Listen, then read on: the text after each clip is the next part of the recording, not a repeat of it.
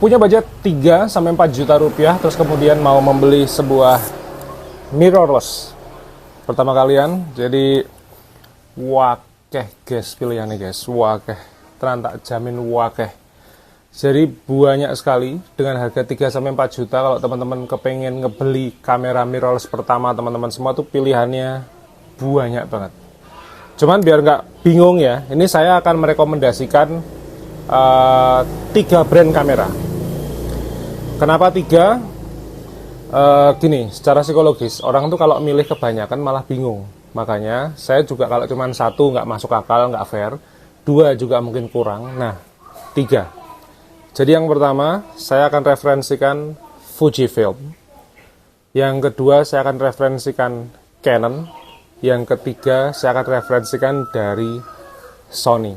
Ini 3 brand ini top marko top.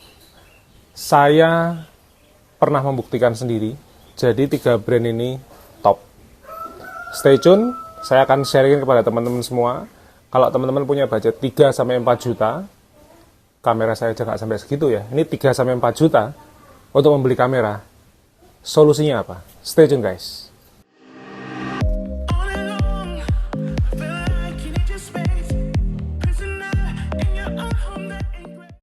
Selamat pagi dari kota Jogja teman-teman semua, nama saya Bima Aditya. Terima kasih sekali matur nuwun sudah datang ke channel YouTube saya.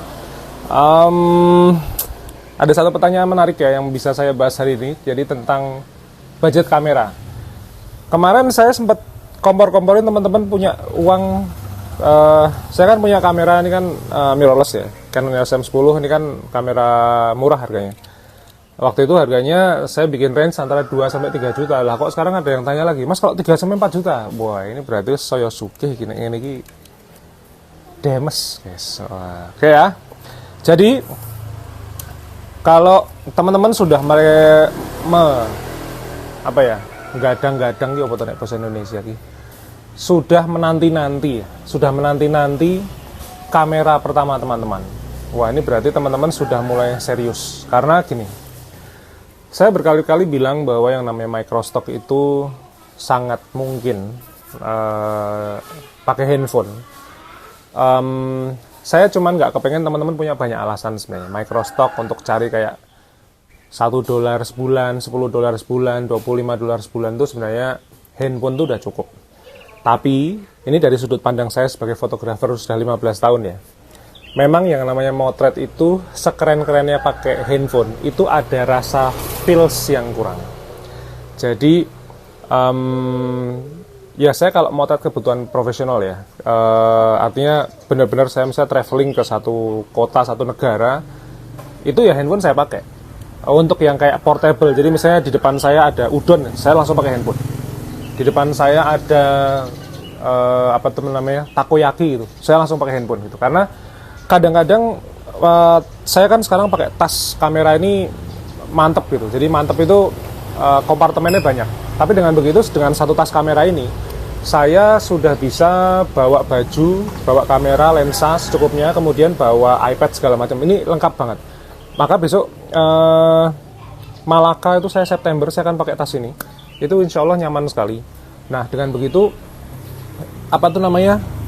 kadang tuh kalau ngambil kamera tuh kan butuh waktu ya. Tapi kalau misalnya kita lagi makan kok ternyata makanannya menarik, platingnya menarik, itu kan paling gampang dengan handphone. Tapi ketika sudah real project itu pasti saya pakai kamera. Nah, artinya gini, kalau teman-teman mau memulai dengan smartphone itu tak jamin berhasil guys. Saya berkali-kali saya bilang, saya pernah menjual foto pakai iPhone 5. iPhone 5 itu keluaran 2012. Jadul banget. Jadi kalau teman-teman punya handphone di atas, artinya setelah tahun 2017 itu tuh sudah RAM-nya bagus, kemudian megapikselnya juga bagus. Artinya kalau di Shutterstock itu kan minimal 4 megapiksel ya, itu sudah jelas-jelas 4 megapiksel semua. Kemudian saturasinya bagus, kontras, exposure semuanya bagus. Jadi kalau teman-teman pakai handphone itu sangat memungkinkan. Bahkan teman-teman nggak perlu punya alasan bahwa saya pakai handphone fotonya jelek, lah itu beres. Itu teman-teman yang nggak bisa motret itu. Tapi handphonenya itu nggak salah sebenarnya. Maka kemarin ebook saya sudah launching, teman-teman bisa belajar. Kalau memang kepengen, saya mau nggak mau saya kepengen pakai handphone dulu karena saya nggak punya budget untuk membeli kamera. Atau saya punya budget membeli kamera, cuman saya mau alokasikan untuk investasi uang saya pakai handphone saja. Jadi uangnya untuk membeli kamera saya tabungin, beliin emas, beliin saham, beliin apapun. Teman-teman bisa baca ebook saya namanya Phonegraphy. Ini real project ya. Saya motret villa di Bali, ada guest house itu beli, saya fotoin ya, saya bilang begitu. Jadi kadang-kadang saya suka ngasih dia privilege ketika kalau hostnya enak ya. Hostnya enak tuh beli, saya fotoin. Jadi ini saya fotoin, saya kirimin ke dia untuk promosinya dia di daerah Canggu. Nah itu real project, saya pakai handphone. Terus habis itu foto-foto makanan-makanan di cafe saya, Sapulu Coffee, itu semuanya pakai handphone. Makanya ada ebook namanya Phonegraphy. Ini ada 13 chapter, teman-teman bisa belajar di situ. Sekarang masuk ke topik utama. Jadi budgetnya 3 sampai 4 juta. Terus ke teman-teman kepengen membeli kamera mirrorless. Nah, ada 3 brand. Yang pertama adalah Fujifilm. Fujifilm ini saya referensikan ada 2 kamera. Jadi ini produk serinya XA. Jadi ada XA2 sama XA10. Nah, kamera XA ini teman-teman bisa tebus ya, range-nya itu tadi ya, 3 sampai 4 juta. Kitnya, jadi biasanya lensa ini, harga-harga ini sudah saya carikan sampai ke lensanya. Jadi teman-teman kalau yang baru, kalau teman-teman beli BO body only kan teman-teman bingung nanti lensanya apa. Nah, Fujifilm XA2 sama XA10 ini sudah bisa dibeli dengan lensanya. Nah, Fuji itu rada-rada beda dengan khususnya kayak merek Canon kayak punya saya gini ya. Ini kan range bawahnya 18 mili. Nah ini yang menarik dari Fuji, range bawahnya adalah 16 mili. Dengan begitu teman-teman pakai kamera itu untuk traveling, untuk jalan-jalan kemana. Hai Mong, sini. Teman-teman saya kenalin sama kucing saya ya. Kucing saya yang sudah beberapa hari nggak pulang, ini namanya Cimong. Mau kok ora mulai-mulai ketwingi ngopo Mong? Sana. Malah melu ngevlog. Main sama Ricci di dalam tuh loh. Jadi gini, kalau 18 mili aja, saya bisa motret kayak signage-nya IM Ambarawa itu di stasiun kereta api Ambarawa. Terus kemudian foto di Maldives itu saya jual landscape-nya. Kemudian di Bali, di Bandung, Jakarta itu saya pakai 18 mili. Ini pakai ini lensanya pakai ini 18 mili. Nah ini Fuji itu XA2 sama XA10 itu pakai 16 mili. Artinya teman-teman bisa lebih wide lagi. Biasanya kamera dengan XA2 dan XA10 ini akan hadir dengan lensa kitnya adalah 1650. Itu Xiaomi. Teman-teman yang kalau sudah membeli kamera itu ya kalau teman-teman punya duit nggak masalah ya. Sekali lagi kalau teman-teman punya duit tuh sugih itu ora perkara guys. Cuman saya dulu pakai lensa 1855. Ini saya optimalkan sampai sekitar hampir 3 tahun. Saya motret hanya dengan satu lensa itu. Kemudian saya cari gimana caranya saya belajar dengan lensa tersebut. Kemudian jangan spend uang banyak-banyak. Nah, lensa 1650 dari Fujifilm XA2 dan XA10 ini sudah bisa untuk memotret dokumentasi. Jadi artinya kalau teman-teman harus motret daun, ya tinggal mendekat, di zoom aja. Biar dia tidak ada distorsi. Distorsi itu karena lensanya wide terus kayak bangunan rada kayak miring-miring, orang jadi lebih kurus, itu jangan. Nah, kalau misalnya teman-teman motret tekstur, background and tekstur, kemudian objek, still life gitu ya, itu teman-teman zoom di 50 mili, jadi ini lensanya di zoom gitu, set gitu. Nah, dia jadi gambarnya jadi lebih kayak proporsional. Nah, kalau teman-teman pakai 16 mili, itu nanti terlalu wide. Tapi bagus sekali kalau teman-teman mau memotret landscape, kayak misalnya di Gunung Bromo, kemudian di pantai, di hutan, itu pakai 16 mili. Nah, XA2 ini harganya kurang lebih ya tadi ya, antara 3 sampai 4 juta. XA10 juga harganya antara 3 sampai 4 jutaan. Jadi kalau teman-teman budgetin segitu, harus pinter-pinter nyarinya. Jadi kalau sudah di kepala aku sudah punya range antara 3 sampai 4 juta, mungkin kalau saran saya ya, mau lebih mahal itu maksimum 10%. Karena jangan sampai teman-teman spend uang terus teman-teman kayak menghancurkan sih enggak ya, merusak sistem tatanan finansial teman-teman. Gue ngopo to sakjen. Kamu kangen aku ya? Tuh. Kamu punya anak lagi nggak toh sebenarnya? Hamil lagi, Po? Mana duduk sini? Udah duduk sini, diem. Nah, intinya kalau cuma 1650 itu sudah lebih dari cukup. Teman-teman bisa cek link di bawah. Saya akan cariin referensi toko di Shopee yang reviewnya bagus, customer supportnya bagus, terus kemudian ya bintangnya bagus. Jadi nanti caranya gini. Kalau teman-teman nanti semua membeli lewat link di bawah ini. Teman-teman jangan sungkan-sungkan untuk bayar lebih untuk asuransi. Jadi misalnya harganya 3 sampai 4 juta. Teman-teman bayar asuransi mungkin 12.600, mungkin 17.000, teman-teman bayar. Karena kalau nanti teman-teman punya kamera pertama kali, itu teman-teman cek aja. Nanti teman-teman buka vlog saya sebelumnya, itu ada tentang bagaimana cara membeli kamera secara online. Ini yang aman tuh, yang harus diperhatikan tuh apa saja. Nanti teman-teman, tapi intinya adalah bayar asuransinya. Jadi kalau ada masalah apapun yang sekiranya berkaitan dengan internal, tukar langsung, retur langsung. Tapi kalau cuman kayak body lecet, terus ini kayak rubber, ini kan buat jempol gini nih, rubbernya hilang, wes lupain aja guys. Yang penting fungsi internalnya di foto, buat video semuanya jalan, speakernya semuanya jalan, udah tebus aja, nggak usah masalah. Tapi yang penting asuransinya harus dibayar. Fujifilm X-A2 dan X-A10 dengan lensa kit 1650, top markotop, kocos. Saiki wayahe Sony guys. Nah, Sony ini saya pakai beberapa kali. Bahkan untuk memotret waktu itu lamaran, saya pernah pakai Sony Alpha 7. Keren banget ya. Ya namanya juga lensa kamera full frame ya. Cuman ya akan saya referensikan di sini nih kamera mirrorless, di mana kalau saya bicara Sony, ini lensanya apik guys. Sony apik banget.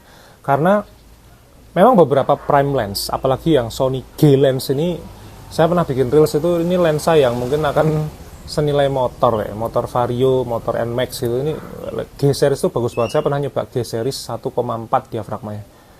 Dan guys apik banget. Apik banget. Jadi ini kan lensa kamera-kamera yang range-nya 3 sampai 4 juta ya. Cuman ini intinya lensa kamera mirrorless. Jadi yang pertama adalah Sony Alpha 5000. Nah, ini Sony Alpha 5000 ini kakaknya Sony Alpha 6000. Kalau saya pernah pakai yang 6000. Tapi menurut cerita teman saya, ini 5000 ini apik. Ya, yang apik juga ramah di kantong itu, karena 3 sampai 4 juta sudah ketebus. Karena kalau sudah judulnya Alpha 5000 6000 ini, saya jujur-jujuran nih, dulu ketika saya tuh mau murtad dari Canon, saya sempat hampir beragama Sony, karena teknologi lensanya nih yang saya nggak bisa pandang sebelah mata ya, karena Sony ini bekerja sama dengan Carl Zeiss. Carl Zeiss itu adalah lensa-lensa yang diperuntukkan untuk teropong bintang. Jadi konon katanya, menurut informasi yang saya dapat, sepertinya benar bahwa teropong bintang Bosca di Bandung itu ada teknologinya Carl Zeiss. Carl Zeiss itu setahu saya dari Jerman. Jadi Sony ini nggak main-main dia. Jadi tahu saya kan dulu Sony itu bikin TV, bikin elektronik. Nah ini bikin kamera, tapi kok kerjasamanya sama Carl Zeiss. Nah ini lensa manualnya aja jami guys. Apalagi lensa-lensa yang ya untuk kebutuhan dokumentasi, bikin stok, ini 3-4 juta, ini Alpha 5000 sudah top. Nah, lalu yang kedua, ini yang kadang-kadang jarang dilirik sama orang. Tapi saya lihat reviewnya, saya cek speknya, ini kok apik ya. Dan menurut saya untuk orang-orang yang kayak baru mulai itu kayaknya mungkin ini yang paling pas. Namanya adalah Sony Nex. Nah, Nex ini ada beberapa seri. Kalau yang paling baru ya lebih mahal, tapi Nex, kita ngomong Nex 5 aja lah ya. Ini harganya tadi antara 3 sampai 4, mungkin sih sekitaran 3,5 36 ya. Kayaknya banyak yang di bawah itu. Bahkan kayaknya Sony Nex 5 ini ada yang harganya di bawah 3 juta. Jadi nanti teman-teman cek. Beberapa link di bawah saya kasih linknya.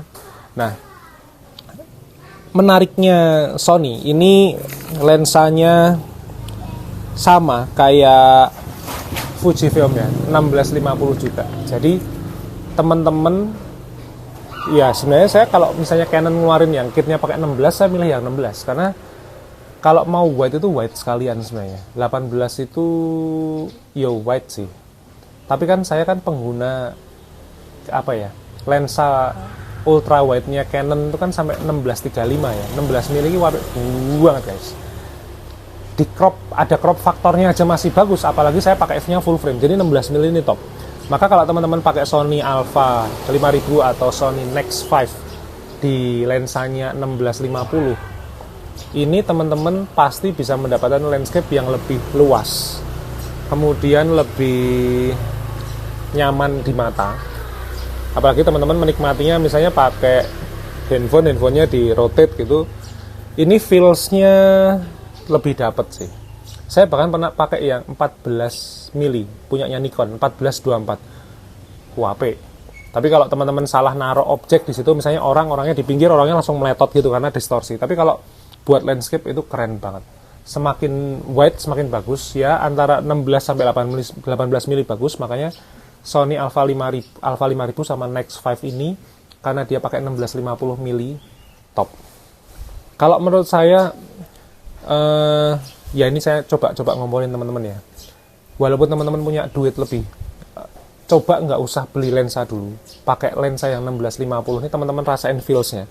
Teman-teman coba motret ke Bromo, ke Banyuwangi, ke Jogja, ke Semarang. Apa ya guys? Untuk cityscape bagus, untuk teman-teman motret kayak kuliner bagus. Apalagi cuman kayak daun terus konblok-konblokan gini, wah taman itu jamin. Jadi untuk Sony saya referensikan Sony Alpha 5000 dan Nex 5. Wayai guys. Nah ini sekarang saya akan mereferensikan kamera Sakti Mandraguna milik Bima Aditya dengan budget 3-4 juta. Kalau ya ini nun sewu ya, karena saya juga punyanya ini untuk keperluan stok fotografi. Ini saya yang pertama mereferensikan adalah Canon EOS M10. Logonya ada di sini. M10. Ini kalau teman-teman cari yang M tok, itu kayak kamera saya yang dulu hilang, ini jelas di bawah 2,2. Cukup gak? Cukup guys. Foto-foto saya yang laku terjual itu, yang saya suka pencitraan di Instagram itu bukan pakai ini, bahkan yang M tok itu sekarang harganya paling 2 juta body sama lensa. Kalau ini karena adiknya, nah ini 2 juta itu baru dapat bodinya tok. Nah maka boleh ya, walaupun ini 3-4 juta, cuman saya referensikan karena kamera ini juga yang mulus banget, itu masih ada yang jual di harga 3 juta ke atas. Jadi yang pertama adalah M10. Nah lalu yang kedua, waduh contekannya kabur guys. Bentar guys. Contekannya kabur guys. Yang kedua adalah M100. Jadi M10 sama M100 ini kakak adik. Nah, kenapa saya pakai M10 kok lensanya bisa dapat 1855? Karena ini adalah lensa pada waktu saya membeli kamera EOS M tok. Nggak ada 10-nya. Nah ini lensa ini mau dijual. Nanti saya posting di Instagram, saya posting juga di YouTube. Teman-teman yang ngersake 1855 saya jual di bawah harga standar. Bukan kenapa-kenapa, sudah lecet-lecet seperti ini. Terus ada jamur sangat tipis di sini, tapi tidak pengaruh dengan masalah hasil ya. Kalau teman-teman bukan fotografer asli, teman-teman pasti nggak bisa bedain. Saya aja kadang-kadang biasanya kalau kena sensor jamur, biasanya saya pepetin ke bagian yang gelap fotonya. Misalnya saya motret pohon gitu, nah bagian jamurnya saya pasin ke pohon gitu, jadi nggak kelihatan nanti. Tapi kalau misalnya langit luas gitu, biasanya sih nggak kelihatan. Nah ini dapatnya lensanya 1855. Tapi kalau teman-teman beli M10 sekarang sama M100 sekarang, teman-teman nggak bakal dapat lensa ini. Teman-teman dapatnya dapatnya adalah 1545, 15 mili top. Nah, tadi 16 mili sudah top, ini 15 mili top. Cuman teman-teman zoom depannya cuman dapat 45 mili. Kalau ini dapatnya 55 mili. Nah, makanya nanti kalau teman-teman mau, nanti saya posting di Instagram. Ini jelas-jelas akan saya jual karena saya sudah pakai 18-135. Jadi saya sudah dapat range-nya. Jadi ngapain saya butuh 55 mili kalau saya bisa sampai 135. Jadi aman. Nanti stay tune di Instagram saya. Nah, EOS M10, EOS M100 ini beda-beda tipis, paling cuman beda kayak fitur-fitur dalamnya, tapi yang jelas semua megapikselnya semua sudah dapat. Nah, selain megapikselnya jelas sudah memenuhi kebutuhannya untuk Shutterstock, untuk bikin, apalagi cuma untuk pencitraan teman-teman di Instagram, dokumentasi dan sebagainya, foto-foto dokumentasi lah ya, untuk liburan, acara keluarga, arisan, pengajian, dan sebagainya. Kawinan, bahkan untuk kawinan keluarga, semuanya sudah mumpuni. Jadi, harganya murah sih, tapi itu, apa ya, sudah cukup. Saya nggak bisa bilang yang terlalu baik untuk ekspektasi saya sebagai seorang fotografer. Tapi kalau teman-teman bukan fotografer, teman-teman orang-orang bukan profesional ya, artinya amatir itu pengguna biasa saja. Ini kalau teman-teman paham segitiga exposure sudah cukup. Nah, fotografi itu yang paling penting bukan editingnya. Jadi kalau kemarin ada yang bilang kalau kamera murahan itu yang penting editingnya, ini belgedes, orang nggak tahu motret itu kayak gitu tuh. Motret itu ya pahami dulu motretnya. Maka ketika orang tuh bilang, oh yang penting editingnya, nek buat saya bodoh ya bodoh aja gitu. Motret itu man behind the gun, bukan masalah editingnya. Apalagi teman-teman orang amatir. Kalau saya bicara profesional, editing itu udah ada di eye artist sendiri. Jadi saya kalau ngedit untuk keperluan komersial ya saya masih bisa kerjakan, saya kerjakan sendiri. Cuman kalau udah skill editingnya tinggi, saya bayar di iArtist. Tapi di iArtist itu juga bakal misuh-misuhi saya. Misuh-misuhi itu kayak bajing-bajingin saya gitu. Kalau hasil fotonya jelek, jadi jangan dikira bahwa yang penting editingnya bagus. Kalau orang yang sampai bilang kayak gitu, itu orang yang nggak bisa motret. Tak jamin. Wes head to head ketemu sama saya langsung, tak suruh motret mesti ambiar. Tak jamin, guys. Ini yang ngomong orang yang hidup 15 tahun dari motret. Jadi nggak usah banyakin alasan lah. Kalau teman-teman mau foto bagus, itu segitiga exposure. Yang pertama adalah, ini yang paling atas, ini exposure atau gelap terangnya dulu. Lalu yang sisi sebelah sini, ini namanya adalah pengaturan diafragma. Jadi diafragma itu menentukan ketajaman blurnya, belakangnya, ketajamannya mana, fokusnya di mana. Lalu yang ketiga yang paling esensial adalah ISO. Teman-teman salah pakai ISO, fotonya noise semua, atau fotonya jadi terlalu tajam, fotonya jadi terlalu terang, ambiar. Jadi kalau teman-teman mau fotonya bagus, pahami segitiga exposure. Saya sudah pernah bahas di Instagram, di YouTube juga sudah pernah saya bahas tentang bagaimana cara setting kamera yang benar. Teman-teman pahami segitiga exposure. Teman-teman bagusin dulu skill motretnya, kemudian nanti baru teman-teman masuk ke bagian editing. Editing aja kan kalau saya liatin ke teman-teman misalnya untuk kebutuhan Microstock ini komersial loh ya. Itu kan saya selalu menekankan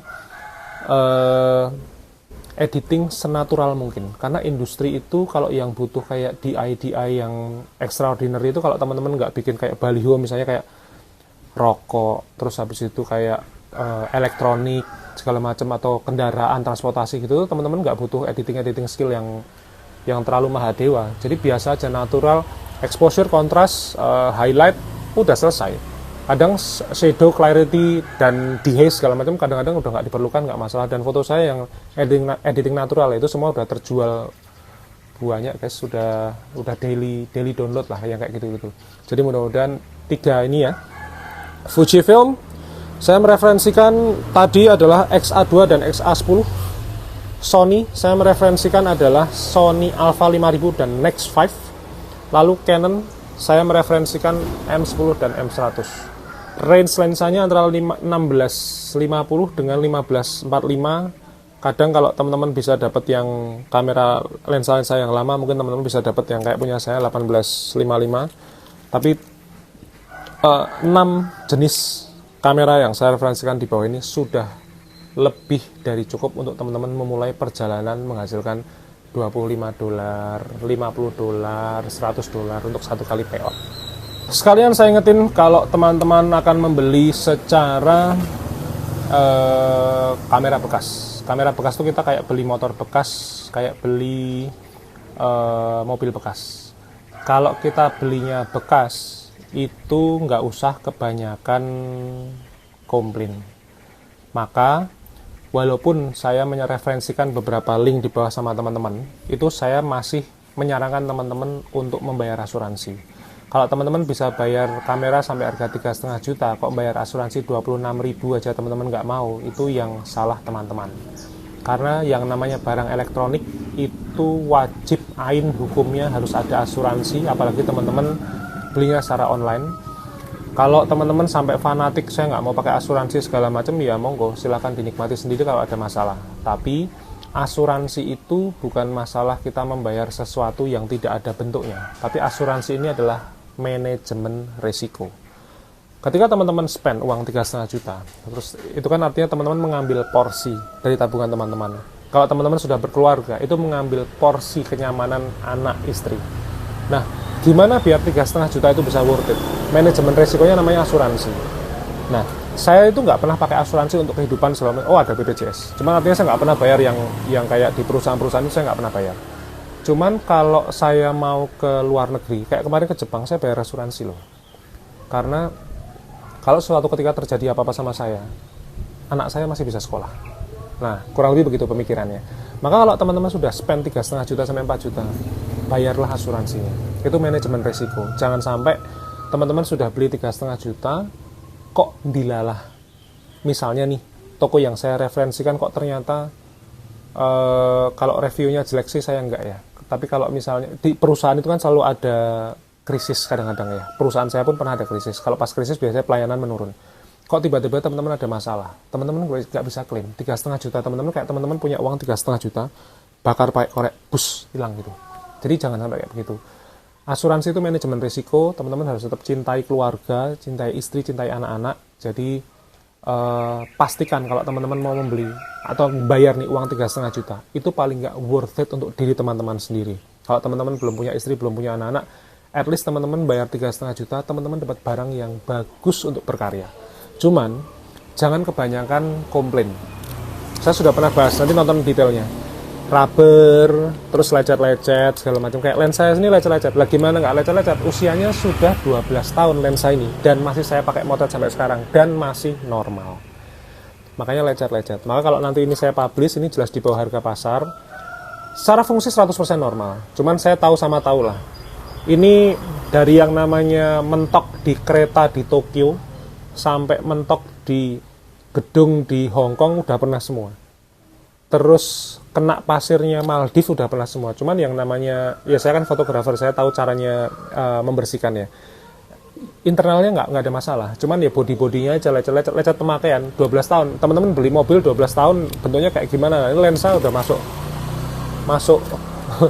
masuk barang saya kan 12 tahun ya kayak begini. Jadi intinya selama fungsinya masih normal, buat motret, crack, di play, masih bagus. Terus teman-teman cek videonya, direkam. Oh, ini rekamannya masih bagus, suaranya masih masuk, di setel, speakernya juga masih bagus, sudahlah. Yang lain-lain lupakan aja. Gitu. Nanti saya referensikan di bawah link-linknya semuanya teman-teman. Mudah-mudahan teman-teman dapat barang yang bagus, teman-teman bisa berkarya, dan khususnya teman-teman yang dari kemarin ngepoin saya untuk bisa jualan foto di internet, teman-teman bisa mendapatkan gears yang benar-benar mumpuni untuk teman-teman menghasilkan uang. Uangnya pasti saya jamin awal-awal sedikit, tapi yang penting teman-teman dapat apresiasi. Apresiasi itu satu. Apresiasi yang pertama itu tidak ada uangnya, namanya approve dulu. Fotonya diterima di Shutterstock, baik di portofolio maupun data lisensi. Yang kedua, saya nggak muluk-muluk, saya nggak akan bilang teman-teman langsung dapat kayak saya $76 untuk satu kali foto. No. Saya akan jelasin teman-teman bahwa teman-teman mungkin akan dapat hanya minimum dari penjualan foto pertama itu 10 sen, artinya cuma 1.500 atau 1.600 rupiah. Nikmati, syukuri. Karena kalau teman-teman nggak jualan di Shutterstock, itu foto-foto itu cuma jadi sampah digital yang akan menemuin handphone dan menemuin komputernya teman-teman.